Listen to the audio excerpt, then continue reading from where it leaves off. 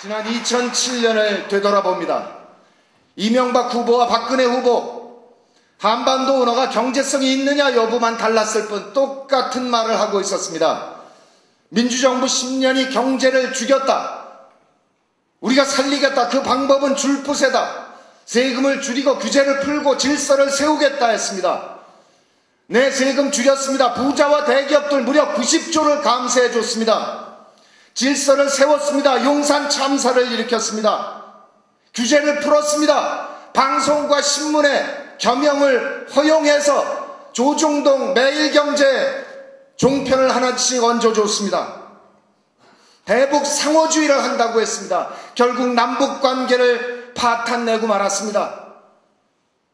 남북관계가 단절되면 북한은 중국에 기댈 수밖에 없습니다. 관계가 단절된 기간이 길면 길어질수록 북한의 중국에 대한 예속 정도는 깊어지고 끝내 노예 국가로 추락하고 말 것입니다. 이제 내년 우리는 대한민국의 또 다른 5년 미래를 결정하는 것이 아닙니다. 우리 민족의 미래를 결정하는 중요한 선거를 앞두고 있습니다. 그런데 한나라당과 경쟁해야 되는 야당은 여전히 5개로 분열된 채 어떠한 전망도 보여주지 않고 있습니다. 내년에는 12월에 대통령 선거 전에 4월에 국회의원 선거가 먼저 있습니다. 4월 국회의원 선거에서 다수당이 된 정당의 후보가 12월 대선에서 이길 확률이 압도적으로 높습니다. 따라서 내년 승부는 4월 총선에 날 수밖에 없습니다. 어떻게 하면 우리는 내년 4월 총선에서 안정적인 다수를 이룰 수 있을 것인가? 그 첫 번째는 지난 6.2 지방선거에서 조금 완화되기 시작한 지역 구도를 좀 더 확실하게 극복해내야 합니다.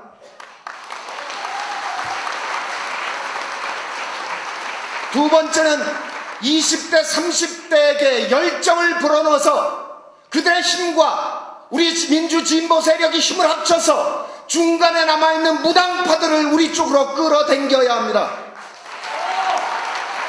그리고 세 번째는 87년 6월 항쟁까지 같이 투쟁했지만 그 이후에 분립된 민주진영과 진보진영이 다시 힘을 합쳐내야 합니다. 저희들 혁신과 통합은 오늘 혁신적 통합정당의 구성 방안에 대해서 공식 기자회견을 통해서 제 정당에게 제안드렸습니다. 이번 서울시장 선거에 공동선거대책본부에 적극적으로 참여하겠습니다. 그리고 서울시장 선거를 반드시 성공시켜내야 합니다. 그리고 나면 11월 중에는 적어도 통합정당 추진위원회를 발족시켜야 합니다. 우리에게 시간이 없습니다. 진보정당 분들은 이렇게 얘기하십니다. 민주당 믿지 못하겠다. 정당 구조가 달라서 같이 못하겠다고 얘기하고 있습니다. 만약 민주당을 못 믿겠다면 좋습니다. 혁신과 통합이 제안하는 통합정당 추진위원회를 믿으면 될 거 아닙니까? 우리와 함께 민주적인 전국정당을 같이 만들어 봅시다.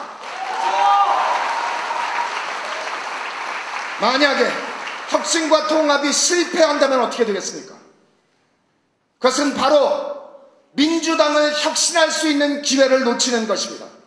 그리고 못내 가슴 아픈 것은 지역 구도를 넘어서는 전국 정당을 만들어낼 수 없다는 뜻입니다. 혁신적 통합 정당을 만들어내서 이 지긋지긋한 지역 구도를 넘어가야 합니다. 부산, 울산, 경남에서 적어도 10석 이상, 15석 이상 확보해서 지역 구도를 무너뜨리면서 우리가 압도적인 다수당을 만들어내야 합니다. 그 전에 바로 10월 26일 부산 동구청장 함양 군수선거부터 이겨서 지역 구도를 부산, 경남, 울산에서 먼저 무너뜨려 주셔야 합니다.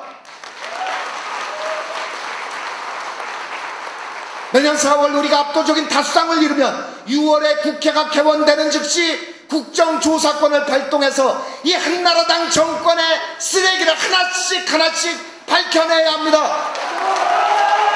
BBK에서 4대강의 저축은행 사태까지 말끔히 뒤집어 엎어야 합니다.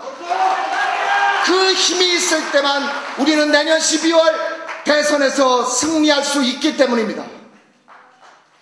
민주정부 10년 김대중 대통령, 노무현 대통령 약체 정권이었습니다. 온갖 수모를 다 겪었습니다. 어쩔 수 없었습니다. 97년 대선을 생각해 보시죠. 김대중 후보는 자신을 죽이려 했던 세력과 손을 잡고 겨우 정권 교체를 성공시켰습니다. 2002년 노무현 후보는 재벌 후보와 손잡고 겨우 정권 연장을 성공시켰습니다.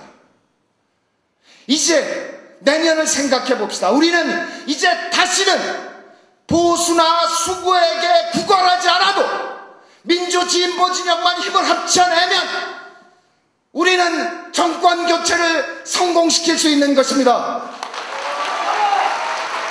고맙습니다. 끝까지 같이 갔으면 좋겠습니다.